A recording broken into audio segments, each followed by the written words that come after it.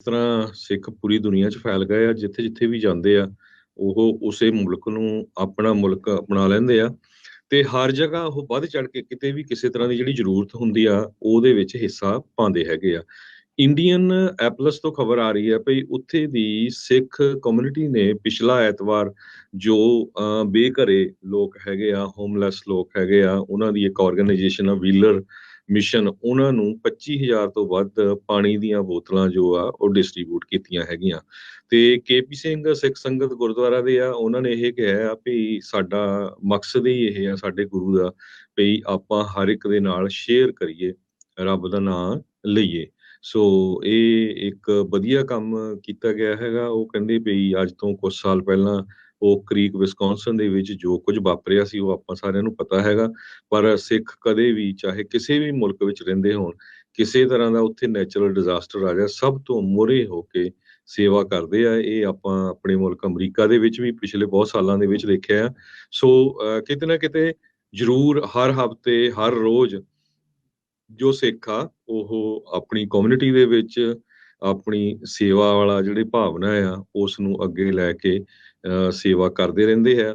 ਤੇ ਇਹ ਅੱਜ ਜੋ ਤੁਹਾਡੇ ਨਾਲ ਖਬਰ ਸਾਂਝੀ ਕੀਤੀ ਆ, ਇਹ ਇੰਡੀਅਨ ਨੈਪਲਸ ਦੀ ਜੋ ਸਿੱਖ ਕਮਿਊਨਿਟੀ ਆ ਉਹਨਾਂ ਨੇ ਜੋ ਸੇਵਾ ਕੀਤੀ ਆ ਉਹਦੀ ਬਾਬਤ ਹੈਗੀ। ਇਸ ਤਰ੍ਹਾਂ ਸਿੱਖ ਪੂਰੀ ਦੁਨੀਆ 'ਚ ਫੈਲ ਗਏ ਆ, ਜਿੱਥੇ-ਜਿੱਥੇ ਵੀ ਜਾਂਦੇ ਆ, ਉਹ ਉਸੇ ਮੁਲਕ ਨੂੰ ਆਪਣਾ ਮੁਲਕ ਅਪਣਾ ਲੈਂਦੇ ਆ ਤੇ ਹਰ ਜਗ੍ਹਾ ਉਹ ਵੱਧ ਚੜ੍ਹ ਕੇ ਕਿਤੇ ਵੀ ਕਿਸੇ ਤਰ੍ਹਾਂ ਦੀ ਜਿਹੜੀ ਜ਼ਰੂਰਤ ਹੁੰਦੀ ਆ, ਉਹਦੇ ਵਿੱਚ ਹਿੱਸਾ ਪਾਉਂਦੇ ਹੈਗੇ ਆ।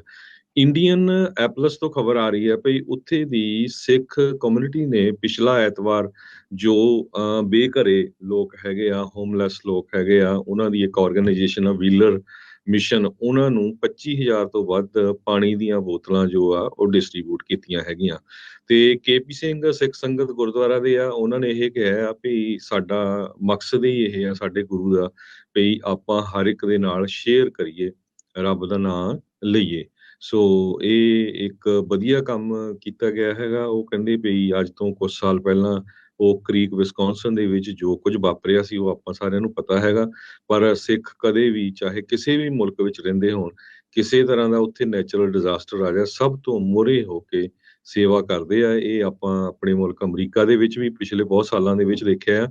ਸੋ ਕਿਤੇ ਨਾ ਕਿਤੇ ਜ਼ਰੂਰ ਹਰ ਹਫ਼ਤੇ, ਹਰ ਰੋਜ਼ ਜੋ ਸਿੱਖ ਆ ਉਹ ਆਪਣੀ ਕਮਿਊਨਿਟੀ ਦੇ ਵਿੱਚ ਆਪਣੀ ਸੇਵਾ ਵਾਲਾ ਜਿਹੜੀ ਭਾਵਨਾ ਆ ਉਸ ਨੂੰ ਅੱਗੇ ਲੈ ਕੇ ਸੇਵਾ ਕਰਦੇ ਰਹਿੰਦੇ ਆ।